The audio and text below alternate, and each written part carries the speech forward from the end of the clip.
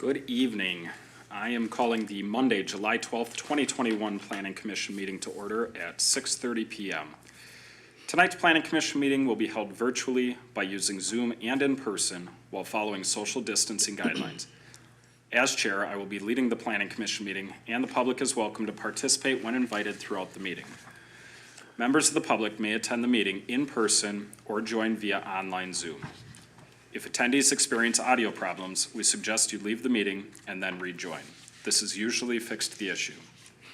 Additional instructions on how to participate are posted online at www.burnsvillemn.gov in the public meeting calendar.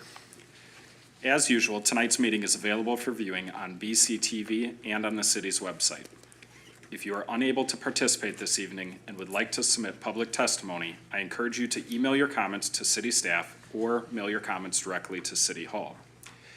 You may participate in the meeting tonight online by going to https://zoom.us/join and typing in meeting ID 950-8626-8510. Once you're logged into the meeting, please use the chat feature to tell the moderator which item you wish to speak to. You may also call into the meeting at 651-372-8299 with meeting ID 950-8626-8510. For each public hearing, I will open a time when callers may speak to that item and will give more instructions at that time. Your call will be muted until then. Please note there may be a slight delay due to the differences in technology. If speaking by phone, please mute your computer since there may be a delay. All right, now let's move on to the agenda. The first item on this evening's agenda is adoption of the agenda. Do any planning commissioners have changes to this evening's agenda? Staff, any changes? No changes from staff. All right, no changes. So if we could have a motion to approve the agenda. Moved by Commissioner Anderson. I'll second the motion. Seconded by Commissioner Wad. All those in favor, please say aye. Aye. Opposed? And the motion carries. All right, on to item number 2, which is kind of an exciting item this evening. It will be the oath of office for 2 new planning commissioners, Karyn Braddock and John Wallace, and our community development assistant, Kevin Trzynski, correct? Mm-hmm. Got it. We'll administer the oath of office to the new commissioners. Once they've been sworn in, we will invite them to come sit with us, and then we will move forward with the meeting. So Kevin, take it away. All right, Karyn, could I have you join us? All right, repeat after me. I, Karyn Braddock, do solemnly swear I, Karyn Braddock, do solemnly swear that I will support the Constitution of the United States and the state of Minnesota, that I will support the Constitution and the United States and the state of Minnesota, and faithfully will discharge the duties as a member of the Burnsville Planning Commission and will faithfully discharge the duties as a member of the Planning Commission of the city of Burnsville of the city of Burnsville in the county of Dakota and state of Minnesota, and the county of Dakota and the state of Minnesota, to the best of my judgment and ability. to the best of my judgment and ability. So help me God. So help me God. Excellent. If I can have you sign right there.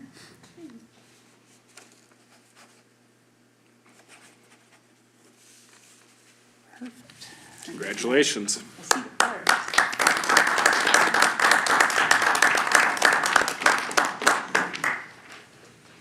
All right, John.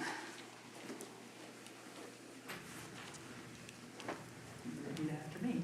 I, John Wallace, do solemnly swear I, John Wallace, do solemnly swear that I will support the Constitution of the United States and the state of Minnesota, that I will support the Constitution of the United States and Minnesota, and faithfully will discharge the duties as a member of the Burnsville Planning Commission and will faithfully discharge the duties of the Burnsville Planning Commission of the city of Burnsville of the city of Burnsville in the county of Dakota and state of Minnesota, and the county of Dakota and the state of Minnesota, to the best of my judgment and ability. to the best of my judgment and ability. So help me God. So help me God. Excellent. Just have to sign there. Yes, sir.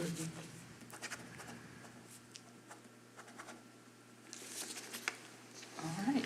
All right, Take a welcome, seat. John. Congratulations.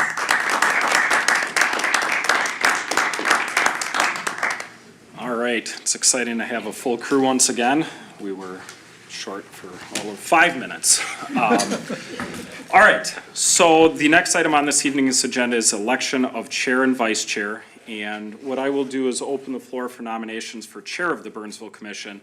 And then after a chair is elected, the new chair will continue the meeting and lead the planning commission. So if we have any nominations for chair, Commissioner Watt. I would like to nominate Commissioner Johns to be the chair. No offense. You did a great job. Commissioner Wad nominates Commissioner John. Any other nominations? Seeing none, we will take a vote, and all those in favor of Commissioner John becoming the chair of the Planning Commission, please indicate by saying aye. Aye. Opposed, say nay. And the motion carries. Congratulations. Thank you. Commissioner Timmerman, you did a great job as chair for the past year. We really appreciate your work and your support of the Planning Commission. We did a lot of great things over the past year. Thank you. Thank you. With that, as the chair, we need to elect a new vice chair of the Planning Commission. I am open to any nominations for vice chair. Commissioner Anderson. I would like to make a motion to nominate Commissioner Timmerman as the co-chair. As the co-chair or the vice chair? Vice chair, my bad. That's We can fine. try code. We can work it out. I have a motion for Vice Chair Commissioner Timmerman. Do I have any second to that motion? I'll second the motion. Seconded by Commissioner Wad, and that brings us to a vote. All in favor, say aye. Aye. Anyone oppose? And it carries. Congratulations, Vice Chair Timmerman. Thank you, sir. With that, we will move on to meeting minutes. Our last meeting was June 28th. The meetings were included in your packets. Hopefully, everybody got a chance to read them. Do we have any changes by the Planning Commission? Hearing none from the commission. Staff, any changes to the meeting minutes? None from staff. Okay, it sounds like we're a go. So with that, I would need a motion to approve the meeting minutes. Anybody want to move? I'd like to make a motion to approve the minutes. Commissioner Anderson makes a move to accept the minutes. Commissioner Watt. I'll second the motion. Commissioner Watt seconds. All in favor, please say aye. Aye. Anyone opposed? Hearing none, that sounds like it is a good deal. We're ready to roll.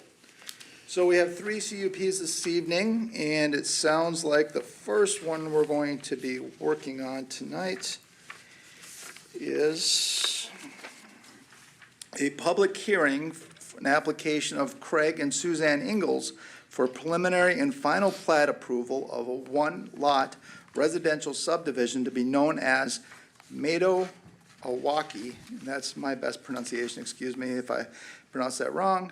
In variance to the minimum lot width, principal structure side yard setback, and accessory and principal structure lakeshore setback for the property located at 1501 Dally Street in Burnsville. It looks like Sarah Madden, our city planner, will be providing us with the presentation. Ms. Madden, the floor is yours. Thank you, Chair. Good evening, Planning Commissioners. So tonight's public hearing is related to a site that is adjacent to Crystal Lake in Burnsville. The applicant has been working with staff and kind of others the last few months to coordinate this plat of the property, which does encompass some proposed to be vacated right-of-way along Loch Levon Drive. So the site is zoned R1, single family, and it is guided as low-density residential in the comprehensive plan. It is within the Shoreland Environmental Overlay District of Crystal Lake, a recreational development lake, as noted by the Minnesota DNR.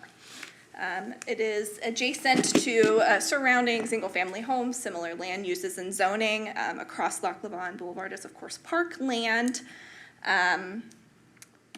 As part of their application to get the proposed vacated right-of-way, which I'll discuss in a little bit, they will be platting the property. And while doing that and creating these new property boundaries to incorporate the new vacated right-of-way, there are a number of variances that are requested to the existing conditions of the home. So there's 4 to go over here. The first is a decrease in the minimum lot width requirement to 65 feet. So that is the existing lot width of the lot as originally platted in 1921. City code requires a minimum lot width of 80 feet for standard lot, but 90 feet for corner lot, and this property is located along a corner. This is an existing condition. A decrease in the principal structure side yard setback to the south lot line to 6.5 feet. City code would require a minimum 10-foot setback for living space. This is an existing condition, and there was actually, in the 70s when this home was built, a setback to the same lot line that was granted, so this is similarly an existing condition. The next 2 are decreases in the ordinary high water line setback. This is the ordinary high water line of Crystal Lake. These variances also, just as a note, were sent to the Minnesota DNR, who responded that they had no comments related to the existing conditions of the site. So for the accessory structure, which would be the rear deck structure, it is existing setback of 10.1 feet. City code would require a minimum 75-foot setback in the shoreland ordinance from the ordinary high water line. But this, again, this is the existing condition. And again, for that principal structure setback of the actual home structure, the setback of 28.5 feet, as opposed to the 75-foot requirement of the shoreland ordinance. So the city staff would consider that the request is reasonable because of the existing conditions of both the lot itself and the single-family home. Overall, the plat with the incorporated right-of-way would increase the total lot size, which brings the lot further into conformance with the minimum shoreland lot size of 20,000 square feet. It also brings the lot into conformance for the impervious surface standard, which is a maximum of 25%. Through the variance guideline policy, filling that out, which is attached to your background report, staff would note that there are 9 positives, 5 negatives, and 5 that are non-applicable to this application. Staff would conclude that the variance request is reasonable and does not alter the essential character of the neighborhood related to these existing conditions of the home. So shown here is a preliminary plat of the property. So there is a lot going on here. I just wanted to show that this shows the existing boundaries and the proposed boundaries. If you can see kind of where I can point out, this is part of the vacated right-of-way that would be incorporated into the lot. The site is also encumbered by a 1974 sanitary sewer easement existing prior to the construction of the home, which is why the home was constructed where it is.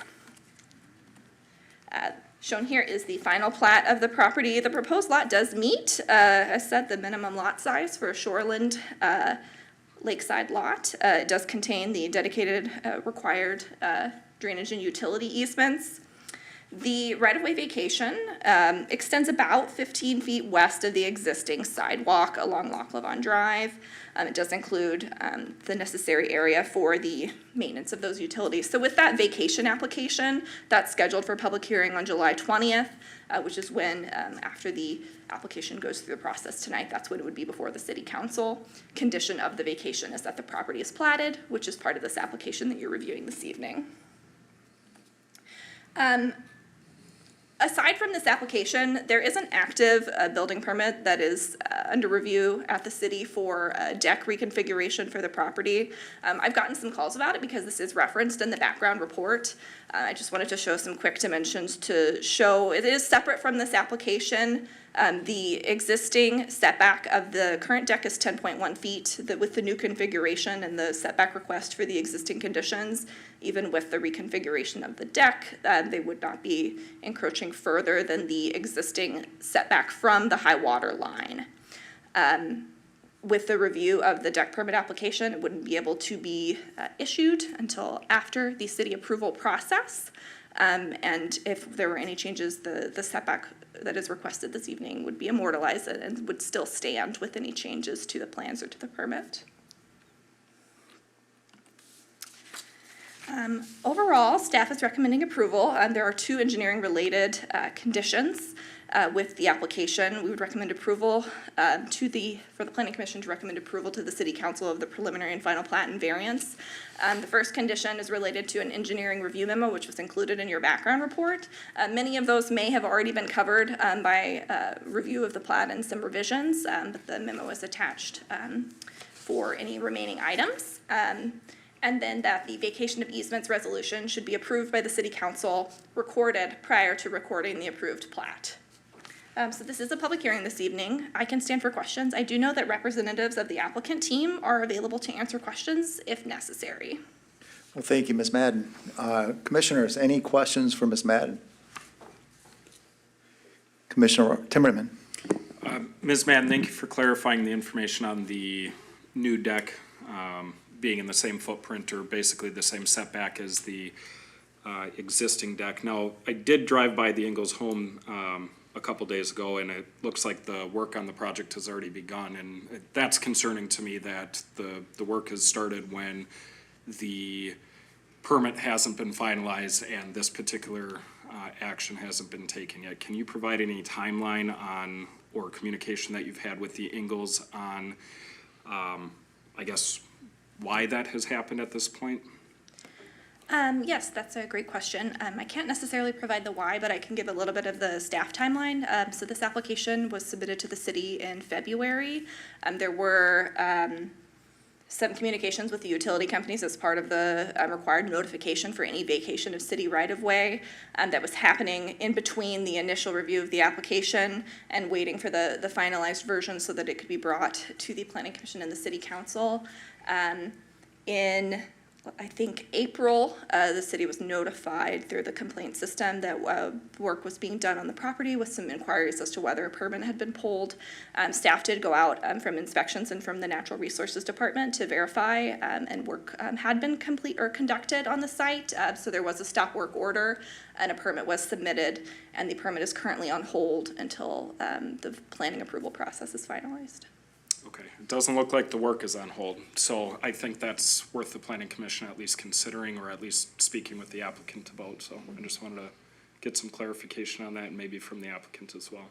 Sure. If it's okay with you, Commissioner Timmerman, we'll wait until all the questions have been answered here, then we'll move to Perfect. that during our open hearing. Any other questions for Ms. Madden, commissioners? I do have one question. I'm kind of curious on the whole right-of-way vacation. How does that work? Is that a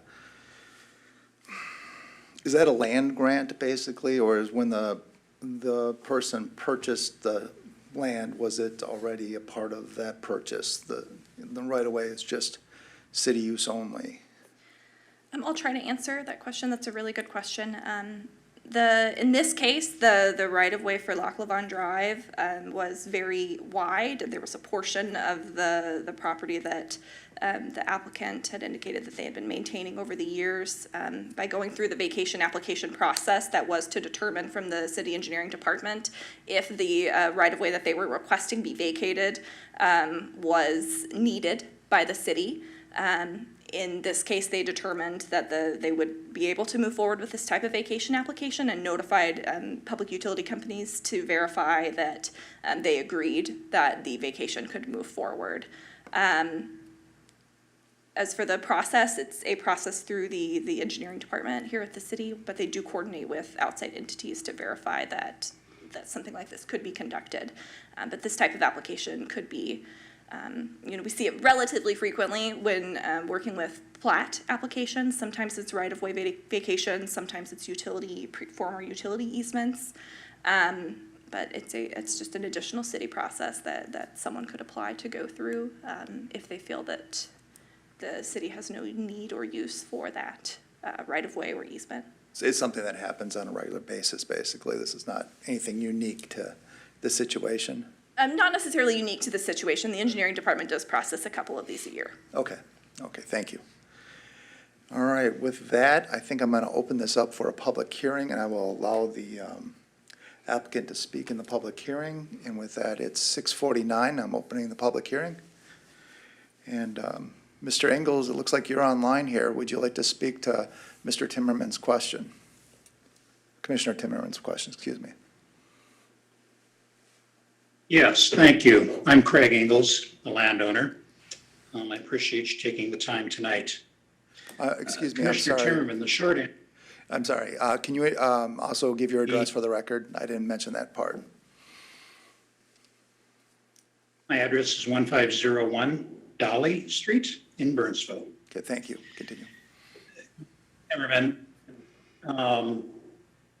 we did start construction on the deck without understanding that a permit was required in order to reconstruct a deck.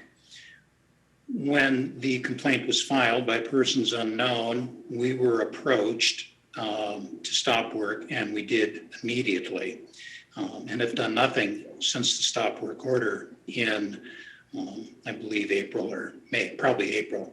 So to your point, yes, work has been done, but against your point, it is not ongoing. The work has been stopped since receiving the stop order. Okay. Chair? Go ahead, Commissioner Timmerman. I mean, frankly, I have to take your word on that because when I drove by, you look like you're in a construction zone, and I think that, you know, frankly, I'm sympathetic to that if you've been waiting since April to get this forward, move forward. So if that is the fact, I mean, I don't want to slow it down any further. I do have a question, and maybe this is for Mr. Ingalls or Ms. Madden, and that is, it looked like in the background that it looked like the property was being maintained, the part that they're requesting a vacancy on. And I guess I'm a little confused. That is not city-owned property, correct? It's a right-of-way on property that the Ingalls own? I'll let Deb add to this to add on to what I Okay. indicated earlier. Thank you, Commissioners. Generally, what happens when property is platted for streets and public roads, the city acts as the spokesperson, per se, for the public. Generally, you'll see on plats that streets and maybe sidewalks, et cetera, easements are dedicated to the public for their use for those things. So the city acts as kind of the spokesperson for that. Sometimes there is excess right-of-way that is not needed, and state statute provides a process that's called a vacation, whereby the city council holds a public hearing, and if they can make a determination that that right-of-way or part of the right-of-way is not needed now or anticipated to ever be needed in the future, they can vacate or give the right over that legal description for the vacation up, and then that returns to the public. So actually, the land underneath those is not usually owned by the city. There are very few instances where we actually own that in fee. Most of the time, it's an easement or right-of-way over that, and we're the spokesperson for that. So in this case, the city engineer did an evaluation, looked at what the city needs were. They also contact always the utility companies to see if they have any issues or objections. If they were to come back, or the city engineer were to find, you know, geez, we think we are going to need this in the future, then they would recommend not vacating it. So it's kind of the process in general for vacation applications. The reason I ask is, you know, when I look at it, the first thing I think is, oh my gosh, are your property taxes going to go up if your property is getting larger? But it seems in this particular case that because this is just a right-of-way, the property size isn't actually changing. The property size would change because right now on the plat, the area that's requested to be vacated is right-of-way. So they will be adding some land. They don't have to buy that land, but they do have to work through Dakota County to make sure that whatever is vacated then becomes attached to the property, and the best way to do that is through the plat, and that's why they're going through this plat process. Okay, thank you for clarifying. Thank you. Commissioner Watt. Can you, can staff clarify the difference between an easement and a right-of-way? Is an easement like city access to property that you own, and right-of-way is property that may look like you own it, but it's actually owned by the city? Is that? There are actually two different forms of providing use, if you will. Right-of-way, it can be platted and usually is shown on a plat, just it's part of the plat and you can do that. Some things, I think like trails, for instance, can't be shown as on the plat, so we have to get a separate easement document.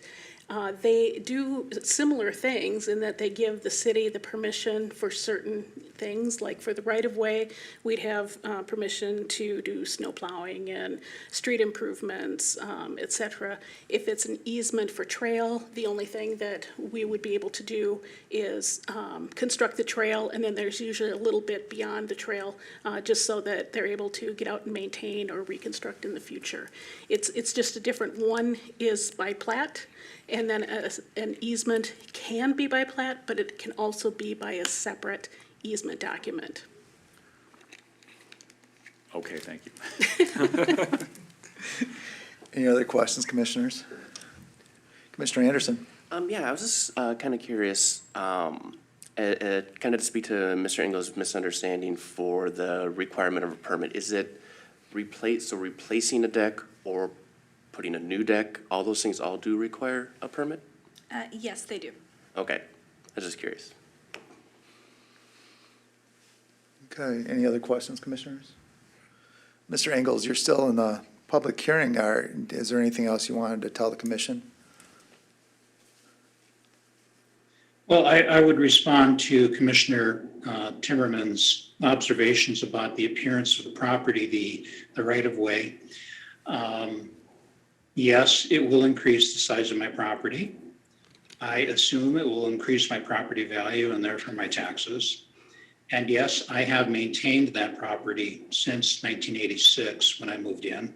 The pine trees that you see on it, I planted as 6-inch tall seedlings. For the betterment of the city and the neighborhood, I have chosen, in my own personal pride, I have chosen to take care of the property, rather than letting it go to seed, if you will. Okay, thank you. Is there anyone else that would like to speak to this item, either on Zoom or by phone? And if you are on the phone, you can press *6 to unmute yourself and let the moderator know that what you're speaking towards.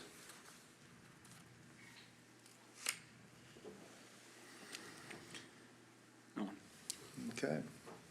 I'm going to go ahead and then close the public hearing at 6:57. And with that, commissioners, let's go back to you. Any considerations or questions or motions? Commissioner Timmerman. I just want to kind of reiterate that we don't want to slow down your progress. It sounds like that's already occurred, and so I think that, the way I'm leaning here is the deck's the same, the property's the same, there's no, significant changes to anything. I think that, Mr. Ingalls is, as he stated, maintained the property, so I don't see any reason, not to approve what's being presented tonight. Thank you. Commissioner Timmerman, anyone else? Commissioner Anderson. I don't have any more questions, but I would like to make a motion to recommend to the City Council the approve of the preliminary and final plat and variance subject to the following conditions. All outstanding preliminary and final plat comments from the engineering review memo dated March 11, 2011 shall be addressed. And 2, the vacation of easements resolution shall be approved by the City Council and is recorded prior to recording the approved plat. Okay, Commissioner Anderson has made a motion. Anyone have a second? Commissioner Awad. I'll second the motion. Okay, Commissioner Awad seconds Commissioner Anderson's motion. All in favor, please respond by saying aye. Aye. Anyone opposed? The motion carries. Congratulations, Mr. Engel. I appreciate you coming on today and helping us out with this this task, and it sounds like you will be on the council agenda for July the 20th at 5:30. That's going to be a Tuesday next week. Thank you all very much. Thank you. Then we will move on to our next item on the agenda, and that item is a public hearing for Amy Huynh for conditional use permit to allow grading and filling within a steep slopes at 3108 Valley View Road. It looks like our other city planner, Deb Garros, is going to be presenting this one. The floor is yours, Deb. Thank you, commissioners, and those folks in the audience. I just wanted to note for the commissioners that we do have Shanna Conklin with us virtually tonight. She is a representative from the city attorney's office, and she's familiar with this project. She's worked with these types of applications, code compliance, whatever, for many years for us. So she probably has more experience than anybody I know. And she's here to assist if there are any questions that come up. And then with that, this is a public hearing. It is for a conditional use permit. And what a conditional use permit is it's something that in the state law, it's been set aside. So cities determine in their zoning ordinances what uses that they will allow just someone to come in for a permit. Those are considered permitted uses. And then there are conditional uses. And in those, the city has predetermined, and it's in our ordinance, that these are uses that could be permitted, but there may be some impacts to other properties or to the public. So they're evaluated in a public hearing process that we're having tonight. And then you can take a look at the application and apply conditions to help mitigate any issues that come up. So it's just kind of a general way conditional use permits work. So for this application, the property is owned by Amy Huynh. The representative for the applicant is here tonight. His name is Trevor Geckler, and he is familiar with the application and can address questions that you have. The subject site is in the R1A, which is our single-family rural residential area. That means that the site does not have city sewer and water. It has private septic system and wells. And it is a large property, about 5 acres. In southwest Burnsville, we have a whole myriad of different size properties, but generally they're larger lot, more rural type properties. And there are different standards then that apply with when you're in the rural area of the city and the urban area. So with this, the subject site does have a single family home, and it does have a couple of sheds that are on the property. I apologize for the graphics in your packet. I did not realize that when I put them in the packet as a Word document, they change and the little labels are all over the place, so sorry about that. Yeah, that's my fault. I know that for next time. But anyway, in terms of the site, some of the major elements are the yellow indicates the location of the existing house. And then I also indicated the driveway, which is a very long driveway. And even though the house fronts on Valley View Road, did I get that right? I always do it backwards. Sorry, Valley View Drive to the north, they don't actually access the site from the north. There's a wetland, which is shown here, that basically makes crossing or getting directly to that road not possible. So the address is from the south. In addition to that, the area shown in green is the approximate area where filling has been occurring on the property. It's an area of a ravine, low area on the site. And what this represents is that with the wetland, this also shows in the yellow kind of dotted patterns the topography, existing topography. There's quite a change in slope over the length of the property. Approximately, get this right, approximately 112 feet from the southeast corner, which is the highest point on the property, down to the northwest corner. And then the site itself is within 3 different, we call them environmental overlay districts. And those consist of 1, a wetland overlay because it has a wetland on the property. 2, is in the soils overlay district, and that's looking at the areas where there could be erosion, and that's reflective of the steep topography. So there are some special considerations for those districts. It's also part of the woodland district. It's a lot that is 2 acres or larger, so the city's tree preservation and woodland preservation standards apply. And I just wanted to advise the Planning Commission and folks what we were looking at in terms of the areas of the lot. The applicant has done work on the site without the permits that are needed. For the soils district, if you want to do grading and filling in slopes that are considered to be severe slopes, defined by our ordinance, which is anything with a 40% or greater slope, which are really steep, you do need to get a conditional use permit first to be able to evaluate all of the conditions for grading, and then Planning Commission and Council can apply, the conditions to help resolve any issues that might be affecting other properties. In this case, the applicant did hire an engineer, and on the left side of the screen, that's really north, and then the right side is the south. So what they are doing and proposing to continue to do is to bring in fill in this general area that I identified on the earlier slide, and then to flatten that area out. You have the existing house here.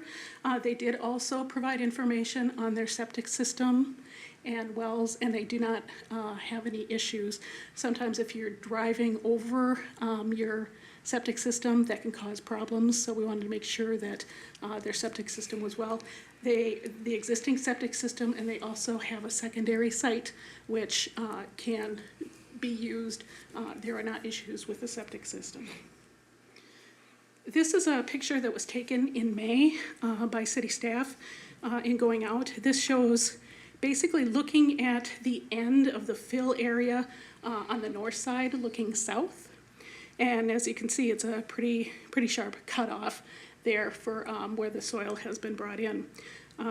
The applicant has gone through the court proceedings because they started and then the city was notified a couple of years ago, and we have gone through the court process, and at this point the court has directed that they should come to the city and get the required permits, go through the process, and then continue forward from that. So that is the point that we are at.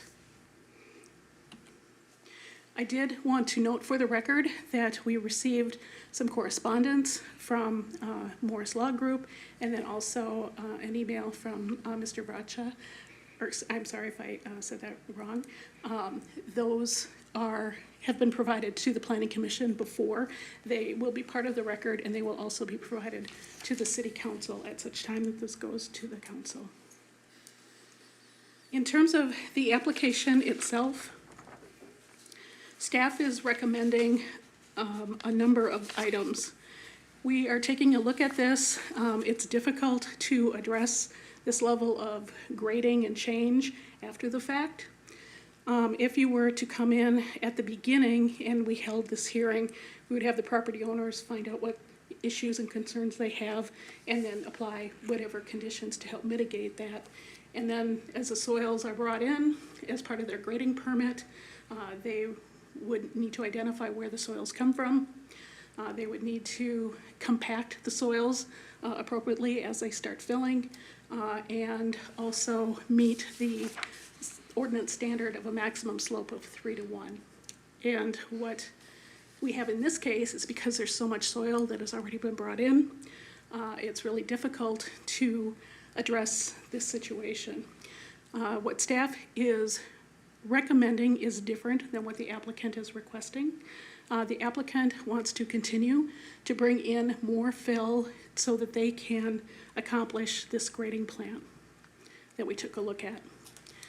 From a staff perspective, staff is recommending that no more fill be brought in, and that we just take what is existing out there, that be graded to meet the slope standards, and that is the extent of the project.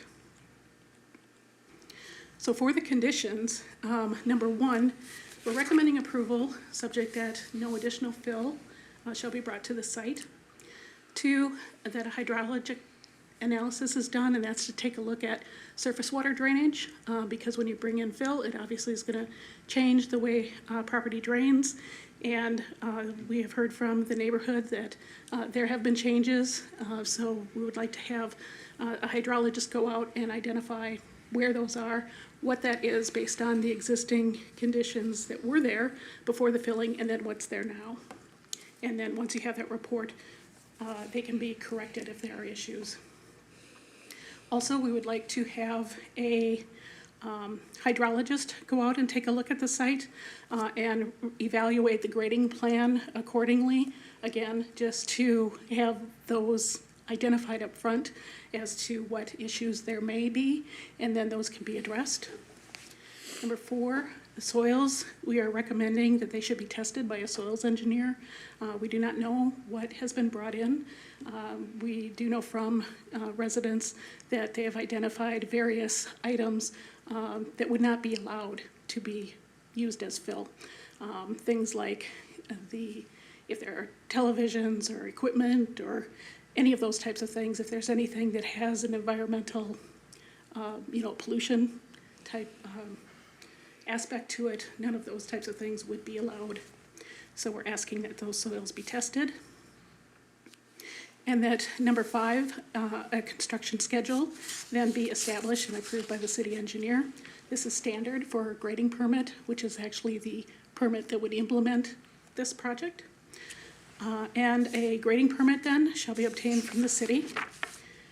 The as-built plans, that means once the project is completed, the grading is completed, the engineer would provide as constructed plans, so we would have that and know what actually is existing out there. Slopes shall not exceed 3 to 1. That's the maximum slope per the ordinance. And then as part of that they provide a cash security or letter of credit for the grading permit. That is a standard. Number 10, that the applicant also will need to work with the city forester. Their information that they provided from their woodland specialist indicated that there are some areas on the site or adjacent to the site that look like they may contain disease or possible oak wilt, and the city forester can work with the applicant to make sure that what they do from now on will protect so that you don't have a further spread of that. And that tree protection fencing, this is a standard requirement that be installed before they start grading again out there, and that is approved by the city forester.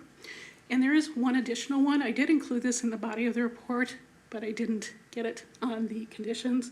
So the last one would be that the applicant provide a woodland preservation security, and that can be a letter of credit or cash in the amount of $66,585, and that be provided to the city, again, as security to ensure that the trees that they say will actually be living 18 months after the project is completed. So with that, again, this is a public hearing, and I will stand for questions. Not to be nitpicky, Ms. Garros, it says $66,858, is that correct? Yes. Okay, correct. you said 585, just wanted to. Oh, I'm sorry. No, that's fine, I just wanted to make sure everybody was clear. With that, thank you, Ms. Garros, it was very appreciated, the full volume of the explanation there, that really helps. Before I move to the commissioners, I would like to speak with our city engineer real quick, our engineer representative, Ms. Lloyd. If the homeowner does nothing right now, what would happen with that land, as you can see? There could just be a significant erosion there. We don't know what they've done for erosion control at this point. Have they done seeding or those things? So there could be erosion going to their neighbors, going to the wetland, and things of that nature. And so mainly we're looking at packing down the site to ensure that there is no erosion and everything stays in place Erosion is one piece of it, yes. And the fill that they are using, that plays into the erosion, that plays into how the restoration takes effect and things of that nature.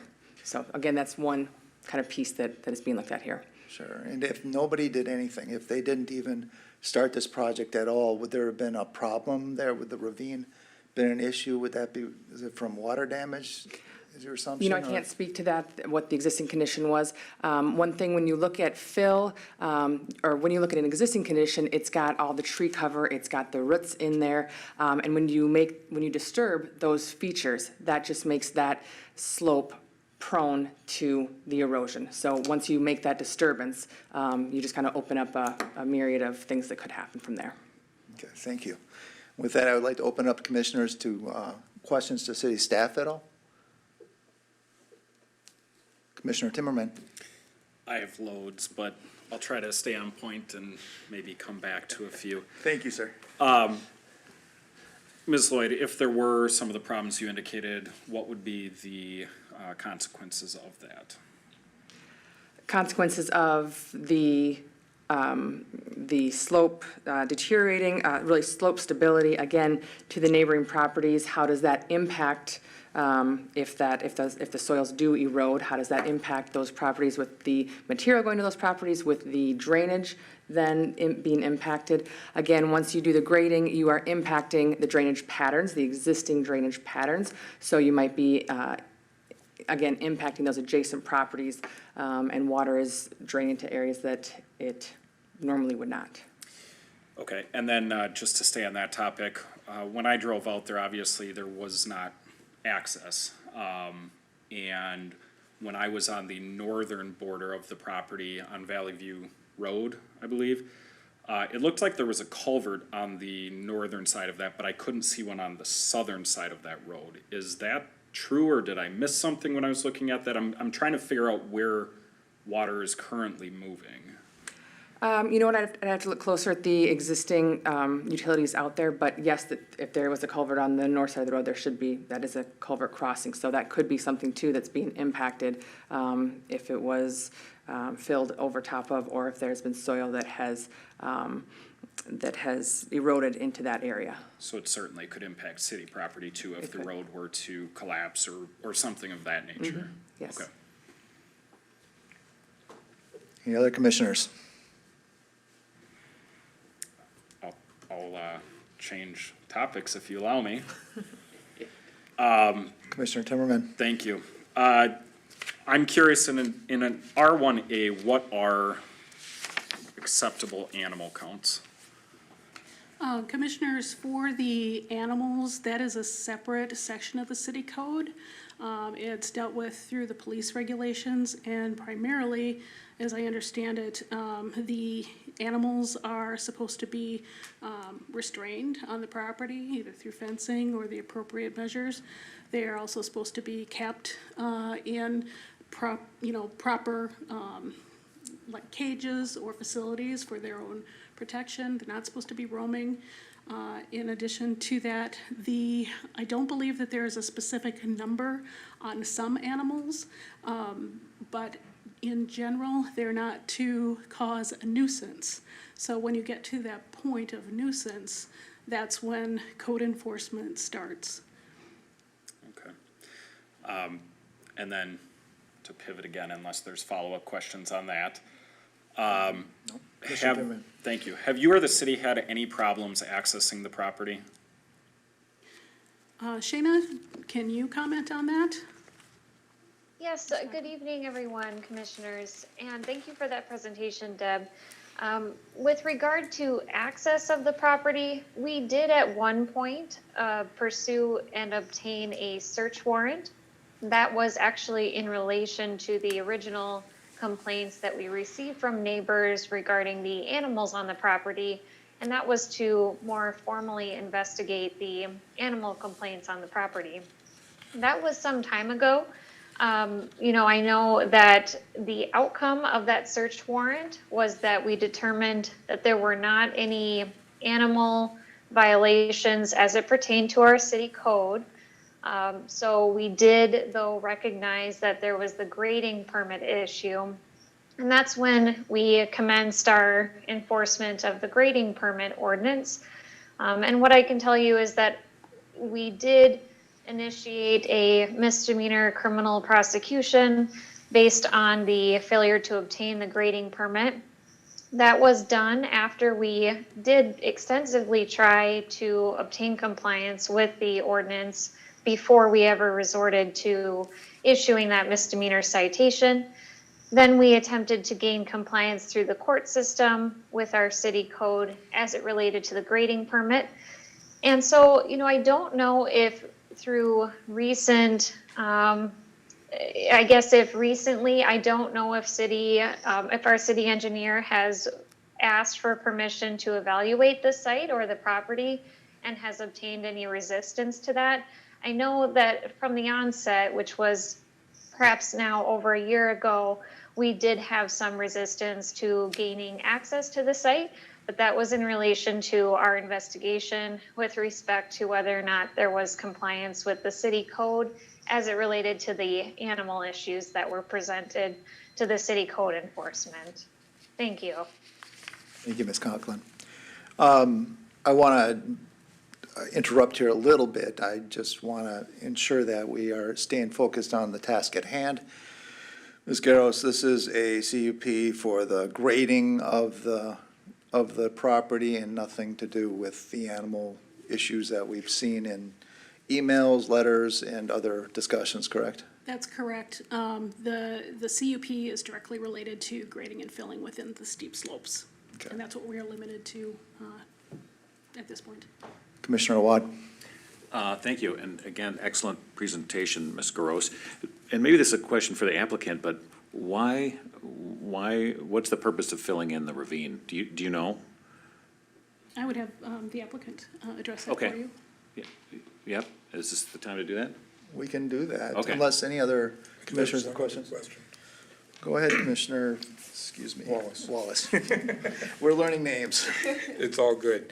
Deb, I guess this question is towards you. When it comes to the potential of things buried on the property, such as TVs, other electronics, things of that nature, if it causes any damage to the environment and or leaching, will that then obviously be fined or be cleaned up through that $66,858? Or is that something that then would be over and above that the applicant would be responsible for? The $66,858 is only the woodland preservation, so that's what that would be used for. When you start getting into the environmental pollution and things, that brings in other agencies that are involved with that, and they all have their own, their own remediation requirements, and if you fail to do that, then they have their authority to assess those costs. All right, thank you. Yes. Any other questions, commissioners? Chair, I just had one follow-up, please. Commissioner Timmerman? This is for the city attorney. Do we have the authority to add to our recommendations access to the property for the 18 months that Ms. Garros is proposing that we review this? It would have to be limited to inspections for the purpose of the grading permit and evaluating whether or not the conditions were met. We could add that as a condition of approval. It wouldn't be, carte blanche access. We would have to limit it just to those kinds of inspections. And so, but it could be added as a condition through this permitting process. Thank you. Thank you. Any other questions, commissioners? All right, well, let's go to Mr. Geckler. You are the applicant, I believe, correct? Yes, And can you state your name and address for the record, please? Trevor Geckler, 3108 Valley View Road, Burnsville, Minnesota. Thank you, sir. Oh, go ahead. No, go ahead, thank you. I don't have anything additional to add, other than there was never any electronics or TVs buried anywhere on the property by us or anyone on the property while we've owned it. That's completely ridiculous. It was our understanding that the city wanted us to complete the project, but we're okay with whatever the city would like to do. So that's why the initial application showed the engineering drawings where it shows the project completed. If the city doesn't want to do that, they just want what's there graded down, you know, that's fine with us. If they want what's there just stabilized, that's fine with us. I guess whatever the city would like us to do is what we will move forward with. Can you answer Commissioner Watt's question about the reason for the grading, or why? Oh, yeah, it's just kind of almost in the middle of the property. It's about 5 acres. There's a lower spot, and so it was, I brought in dirt. I was unaware that bringing in dirt to our property was an ordinance violation. When the city told us to stop, we stopped. But it was just to raise up the elevation to make it a little more pleasant or usable. And just, again, whatever the city would like us to do is what we will do. Great. Thank you. Any questions for the applicant, commissioners?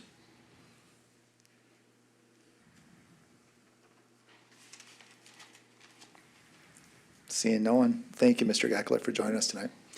I am going to open up the public hearing at 7:26. Anyone wishing to speak to this item can come up to the podium and give your name and address. Anyone on the Zoom call, if there is anybody, can also speak to this. Just allow the moderator, let the moderator know through the chat feature that you would like to speak to this issue, as well as anybody on the phone. You would need to hit *6 to unmute yourself.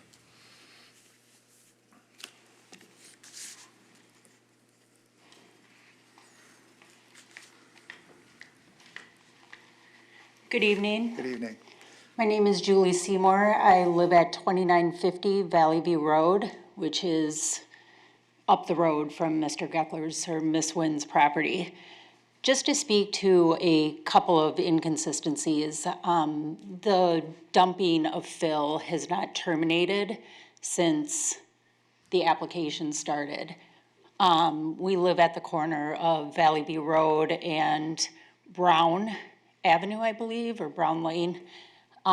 We have open access from our front yard to see anything that essentially comes and goes down the road, up the road, down Brown Lane. For a while, there were several dump trucks that continued to bring fill to the property. Well after this complaint arose, the application was made. So it continues. It is, I guess, news to the additional residents in the area that the original fill was being brought in simply to make the space more usable. What we were told is it would be a pond for ducks that Mr. Geckler was planning to acquire and has since acquired. So there is nothing to improve the use of the property that we were made aware of. And if there's no questions for myself as to what I've witnessed or seen, that's essentially all I have to say. Commissioner, do you have any questions? Yeah. Ms. Seymour? No. Doesn't sound like it. Thank you for joining us tonight. Does anyone else wish to speak to the? I also want to make a note before you can come up to the podium, that we're not a punitive body. You can step up to the podium. We are not going to punish somebody because of nuisances or things of that nature. We're looking directly at the task at hand here, which is the filling of the grade, and not trying to punish for noise complaints or loose animals or anything along those lines. So I just want to make that clear. With that, can you please state your name and your address for the record and Yes. state your business? Thank you. Good evening, Commissioners. Thank you, Deb, for that great presentation. My name is Sandy Duque. I live at 3112 Marcia Ann Lane. That is on the south side of the property owner. My road does not go through. I don't see the traffic, but I see the result of the fill that has been brought in. For 2 years, all of the fill that was brought in and covered, I also have pictures of some of the debris that was involved, and that has been provided to the city and the zoning commission. The beep, beep, beep of that 2 years in a row, 2 summers, I have talked to zoning, I've talked to the mayor, I've talked to anyone who could possibly listen.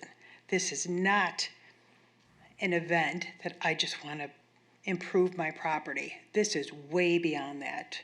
Whatever he is doing to that property and improving it is a little bit too vague. I have seen hundreds of animals go through there, and we are not talking about animals, but I do have residue from those animals. That is part of the erosion, that is part of the runoff, that is part of the odors associated with that soil. Had the property never changed, we would have woodlands. We would not have bare dirt that chickens had been eating everything in sight, so it looks like a desert. There's a number of things that have transpired on that property that have not come up in this meeting, but I want to make it clear that this is 4 years that I've been dealing with this issue. And I will continue to deal with it and the city in whatever manner I can to get this resolved. I think that we have, myself and the neighbors, have provided all of the information that we possibly can from a legal perspective, as well as documentation, and we will continue to do that. This is a farm environment that he is creating in a residential neighborhood. And I'm happy to answer any questions that anyone has. Any questions, Commissioners? Mr. Kay? My question, real quick, is what are you hoping that the commission does here today? I would like all of the fill that was brought in tested and or removed if it is toxic. If there is any runoff onto the adjacent properties, I would like that tested as well. If it is toxic, I would like it removed at the property owner's expense. If it is in an environment that is going to be invasive to any of those property owners, I would like them advised whether they want it removed or not, rather than it be a city decision. And any other additional changes to that property, a permit and any other ordinance abided by, or significant fines. The last fine of $250 was paltry. That's an insult to everybody, hard work and research that has gone into this. Okay, thank you.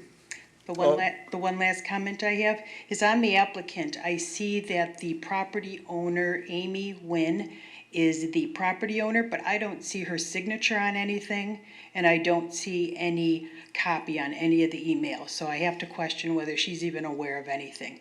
I know Trevor's signature is on everything, and he's the representative for it, but from a legal perspective, I would like to make sure that the property owner is responsible for everything and anything that goes on that property.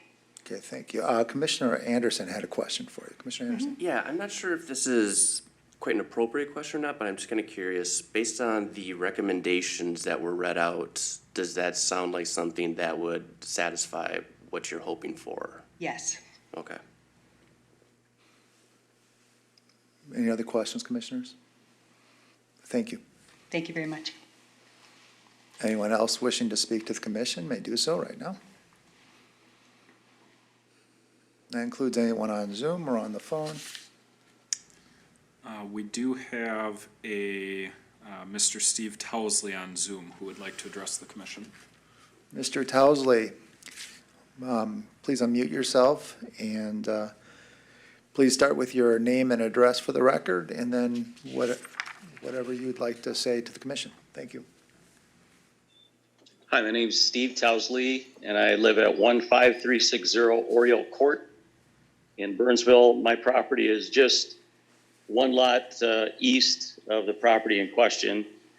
I get it that this is not to talk about nuisance or noise or anything like that, but the applicant mentioned wanting to make the property more usable.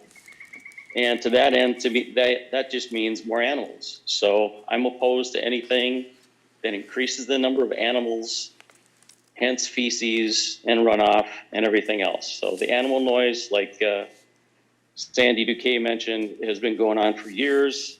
The neighborhood needs to be returned to peace and quiet.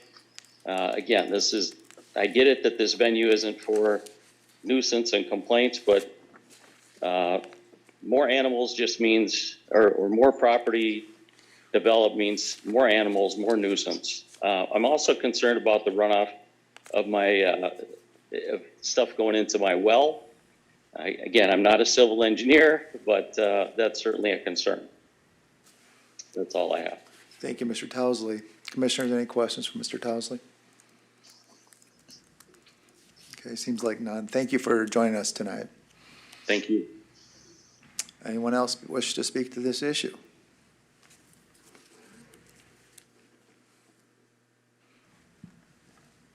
Not seeing or hearing anything, I am going to close the public meeting at 7:35. And with that, I'm going to hand it back to the commissioners. Commissioners, what do you think? Commissioner Awad? Yeah, I have a question, and I don't know if this is for you, Ms. Garos, but, we've got some kind of follow-up communication that's recommending that we, that we deny the conditional use permit. The conditional use permit kind of recommendation from staff has a lot of, if we approve it, there's a lot of very big hoops to jump through. And so I'm not sure, what happens if we deny the conditional use permit? What happens with site? I understand we're here as, this is happening as a result of a court order from the violations, but if we say no to the conditional use permit, what is the remedy? Shayna, can you address that? Ms. Conklin? Ms. Conklin? Yes, so if there is no conditional use permit, then the conditions on the site would remain sort of as is unless we were to pursue any kind of legal action to compel the applicant to return it to its former state. Under our city code, you can only move up to, I believe, 90 cubic yards of fill before you need to obtain a grading permit. The conditional use permit, in a way, does give us a little bit more oversight of what would occur on the property, because we can set so many conditions to address and mitigate some of the issues that have occurred on the property or are expressed concerns regarding the toxicity of the soil, for example, or any of the fill that was brought in. So if the conditional use permit in its entirety is denied, we would then need to consider as a city pursuing alternative legal action to compel certain actions to remedy the fill that was already brought in. And we could do that potentially through the criminal action, but more appropriately perhaps through a civil matter. So I hope that answers your question. There are still legal options for us to pursue, certainly, if we wanted to, even if the conditional use permit is denied. But the conditional use permit itself does present an opportunity for the Planning Commission to recommend conditions and for the City Council to formally accept that and to impose any of its own conditions to address and remedy the situation at hand. Thank you. I have a follow-up question. So that if we approve the conditional use permit with these conditions and then nothing happens, are we kind of in the same place then? In terms of if the applicant does not follow through with the conditions, we would be in the position to enforce the conditional use permit either through criminal action for failure to comply with the terms of the conditional use permit, or we could pursue civil litigation and compel the applicant to fulfill the conditions through specific action and performance. So we would be in a similar position in that we would still be able to enforce those conditions through legal action. Thank you. Thank you. Commissioners? Commissioner Anderson? Yes, Ms. Garros, I was wondering, for condition number 4, it mentions the soils shall be tested by a soils engineer to ensure the fill is clean and that the compaction requirements of the ordinance are met. What about, since it's been ongoing for so long, are they going to be testing maybe the soils of the neighboring residents to see that nothing leached over? Like one of the caller had mentioned possibly affecting their well water. Is that something that would be part of these current recommendations? It would be, anything associated with this is testing the fill, again, tied to the specific conditional use permit for the fill. If there is, a thought that there are issues outside of that for pollution, then those would be handled through, some type of code enforcement. Unfortunately, for everyone involved, the city's remedy for zoning code violations is appealing to district court. And the court can take years, as we've seen. This has even taken longer because we had a year of COVID. So it's not the best, especially for everybody involved that's in the neighborhood. Commissioner Timmerman? Just to kind of go in depth a little more on what Commissioner Watt asked, and that is, we're kind of in a predicament in the sense that if we don't approve this, work could continue behind the privacy of the existing property, and that could lead to further citations, issues for the property owner. If we do approve this, we may have some neighbors who are not happy because we've been contacted by an attorney representing some of them, asking us to deny this CUP. And if we approve this, I guess I don't even know that the property owner is wanting to do this. Mr. Geckler stated he's willing to do whatever the city requests him to do. And so, Chair, I'd like to ask Mr. Geckler if we approve the recommendations as presented tonight, including an amendment to them allowing city access to monitor progress, if he would be willing to comply with these recommendations. So if we could ask Mr. Geckler to come up. Mr. Geckler? With all of these recommendations, I'm not familiar with this sort of process. I've never done this before. To be honest, I'm not even exactly sure what some of those are. Not that I would have any problem with trying to accommodate them. I'm willing to work with you, I guess, is what I'm saying. Whatever the city would like us to do.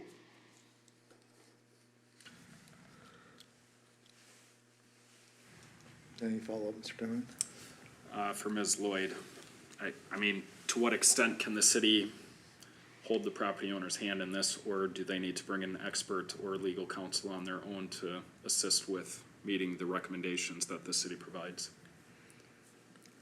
Well, I think that there are a number of these conditions that require a professional to do that. So whether the applicant has that knowledge and that experience, that he can provide that, but it seems to me that a number of these conditions would require either a professional engineer or someone with that experience to help them meet these conditions. So, Mr. Geckler, are you understanding you may need assistance Right. in meeting these Yep. recommendations? And we did that for getting all of the information together that we've submitted. We hired engineering company, surveying company, a tree identification company, septic system company, several others also. I think at this point, it's just a weird place to be, having some folks asking for denial and some neighbors saying, please approve it. We have the applicant and property owner saying, we're willing to do what we're asked to do going forward. And so, I mean, the comments that you made, Mr. Geckler, is what does the city want you to do, and you'll follow through on that, and that is what the city is recommending, is what's laid out on the screen right now. And for the neighboring property owners too, I think that the worst thing that we can do is, and this is my opinion, but the worst thing that we can do is to deny this CUP and let nothing happen. And so I think that with these recommendations in place, these are steep recommendations. We don't see this type of list all that often. And I think with this unique property, it is required. So we're in an interesting spot, but all of my questions tonight have been answered. Mr. Geckler, would you agree for the city to be able to access your site if necessary? Yeah, I as long as it's scheduled, I guess we don't want people just showing up and. Obviously. Yeah. And to a reasonable amount of inspections. We'll make sure we'll talk about that. Make that. Commissioner Anderson? To address kind of just background noise I'm hearing, what do you consider to be reasonable as far as the number of times an inspection can occur? Over what period of time? The time it takes to make sure all of these recommendations happen? I mean, I'm not sure Ms. Garrett, is there a time frame for when these would all be required to be done? Yes, we have that these things actually be done by August 27th, 2021. And commissioners, and for the audience, these items are standard. They're made more difficult and probably more expensive because it's now after the fact and going back and starting from scratch. But usually we would meet with an applicant and go over all of these things. These are all right in the code, and they may or may not decide to pursue, the application, or may look at revising and looking at maybe providing, some fill on another area of the lot as opposed to the ravine, those types of things. So these conditions are really standard for this type of work and this amount of filling. Personally, I think that Commissioner Timmerman, I keep wanting to call you Commissioner Roberts, call you something. I think that you're right. I think that if we did nothing, if we were to deny this, it would be worse on the neighborhood, as in there would be trucks coming out to pull the dirt out. It would be a mess, really. The recommendation's looking to keep the levels where they're at this point, to make sure that the grading is solid, making sure that there is no problem with the fill, there's no technical issues or leaching, et cetera. And that's probably what's best for the neighborhood more than anything else. If we denied the permit or denied the CUP or recommended the city council does, I think it's more chaos than what we're looking to do here. Obviously, the applicant says that they didn't know that they needed to pull a permit for this, and that could very well be the case, and I understand that. And this is a very unique site. It's a large site. It's on a steep hill. So all those things happening is not usual neighborhood kind of things. I wouldn't have that problem in my backyard, but obviously that is a problem for this one. I think it is important to remember, though, that we do live in a city. We live in neighborhoods, and what we do affects everybody else. So it is important to go through the permitting process, because it seems that in two of the CUPs we heard tonight, that's what happened. People were not going through the process. And every time I've gone through the process on a personal level, they've been very helpful. It's been more to help me out than it has been to feel like I'm being, looked over the shoulder by government authorities or anything in those lines. And I'm not saying, Mr. Geckler, that's what you were doing, but I do hear that argument sometimes. So just pointing that out, that if you were to do some changes to your yard, and yes, it is your property, but you do have neighbors. I mean, people live close to each other, and what one person does can affect another one big time. And that is always something to look at. Commissioners, anything else? Commissioner Wallace? Yeah, one more follow-up with staff. When it comes to what Mr. Geckler gave staff on his engineering outline, to the point that it's graded to today, has that basically completed what that original engineering outline was, or is it like halfway there, or whatnot? And the reason I ask is because maybe we want to consider one additional stipulation of, I don't know if we want to call it cease and desist for not having any additional fill brought in, and just keeping it as is for now and meeting these criteria. Yes, and that's really what staff is recommending. I'll let the applicant advise you as to how much additional fill he thinks would be needed to complete the project the way that their grading plan shows. In just a rough guess, I would say what's been brought in is 20–30% of completion, and that's a guess. Thank you. Commissioner Watt? I have a follow-up question. So the stipulation 6, a grading permit shall be obtained from the city and site grading shall be completed. This is to the city's plan where there's no more fill brought in, by August 27th. Yes. So if we approve the CUP and this August 27th deadline is not met, is there a way, how will anyone know, I guess? And B, what are the what happens if that's not met? Because it's gonna be here pretty soon. And there's a lot of, to get to the grading permit, there's a lot of hoops to jump through and a lot of cost that the applicant, will have to incur to get to that point. Yes. Yeah, I'm just trying to. There is monitoring that is in place, making sure from the court that certain things are done. Okay. And that, I believe, coincides with that August 27th date. So the court is still, involved at that point. Other than that, it would be working again with the attorney's office and going through what we need to entice compliance. Okay. Thank you. Sure. I don't have any further questions. Would this be the time to entertain a motion? I think Commissioner Roberts.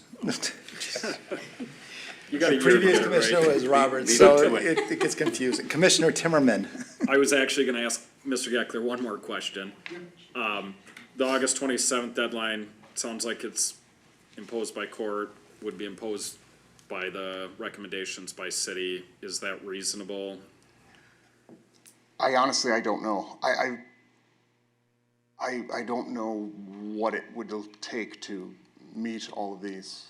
I guess with that answer, I have to strongly urge you to get an understanding either through council or by asking questions to the city on what those repercussions are if you do not meet the August 27th deadline, because it sounds Right. like there's a lot of different bodies involved here.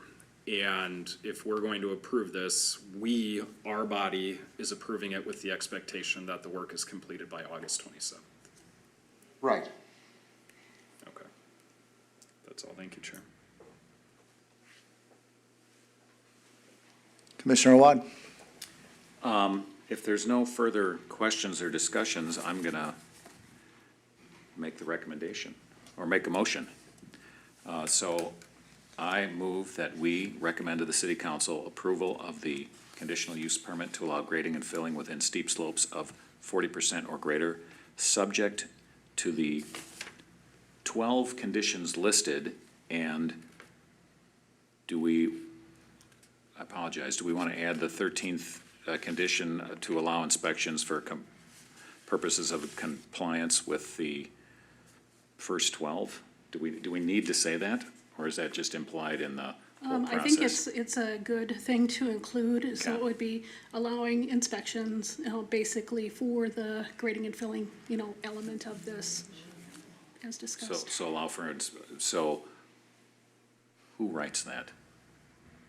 Or how, do we just word it here and it I gets think recorded? that you can state, yes, that we're Okay. looking for adding a condition. Our city attorney's nodding that she will make sure we've written it correctly, I'm sure. Yeah.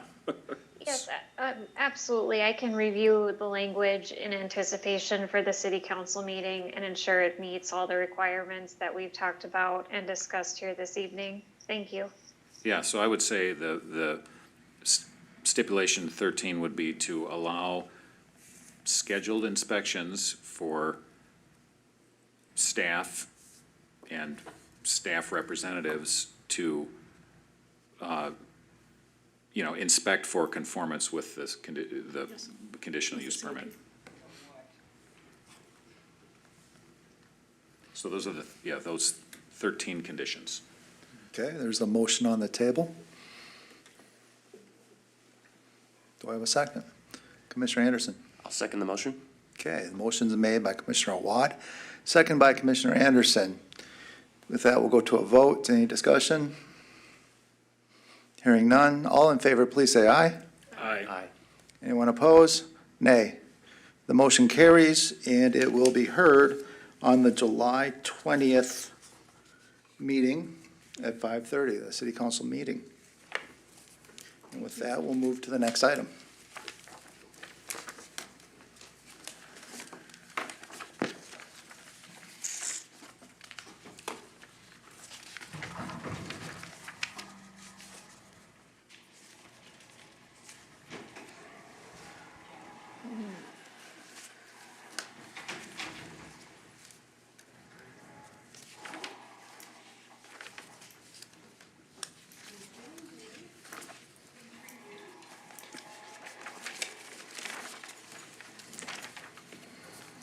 And the next item on the agenda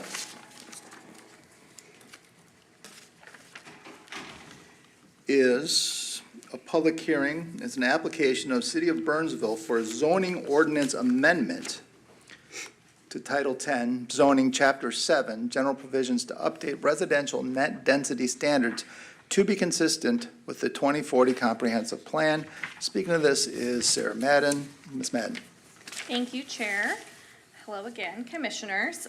So the item that we'll be reviewing was this application is related to a comprehensive plan amendment to make some text changes to our comprehensive plan. This was just viewed by the Planning Commission just a couple of months ago and has continued through the process to be here for final adoption of the ordinance, which solidifies those text changes. So just some background and some overview for our new commissioners. There was a previous development application earlier this year where the city approved a density range for a multifamily apartment building. It was higher than permitted in the comprehensive plan. In our zoning ordinance, we had the ability to approve something like that, but as we submitted our comprehensive plan changes to the Metropolitan Council, which is a regional planning body for the government, their planning staff indicated that in our comprehensive plan land use chapter, there was no language similar to how we could increase density through the zoning ordinance. So with that kind of staff discussion with their Met Council staff, it led to a comprehensive plan amendment for text changes to our residential net density chart. We also included some language which would allow a case-by-case increase to a certain percentage if some city housing goals were accomplished as part of the application. So that went through the city process, then it was sent to the Metropolitan Council, their staff reviewed it, it was approved, it went back to the city council where they adopted the final comp plan amendment, and then with that being finalized in June, we were able to bring forward this zoning ordinance amendment to cement those changes into the city code ahead of the full city code update. So the chart changes that were looked at the previous planning commission meeting have not changed. It's the same density numbers with adjustments to medium density residential, high density residential, and the mixed use district. So it would be an increase in the medium density residential district, which is R3A, from 4 to 18 units per acre instead of 12. In R3B, which is the high-density residential district, from 8 to 30 units per acre rather than 20, and in the mixed-use district for residential proposals, from 15 to 50 units per acre rather than the former 30. So staff is recommending that the Planning Commission recommend approval of this proposed ordinance amendment as drafted. And this is a public hearing, and I can stand for questions. Thank you, Ms. Madden. Any questions, commissioners, for city staff? Commissioner Braddock. Get in there. English stuff. Can I ask if some of the intention in changing the density is related to any of the housing inventory gap?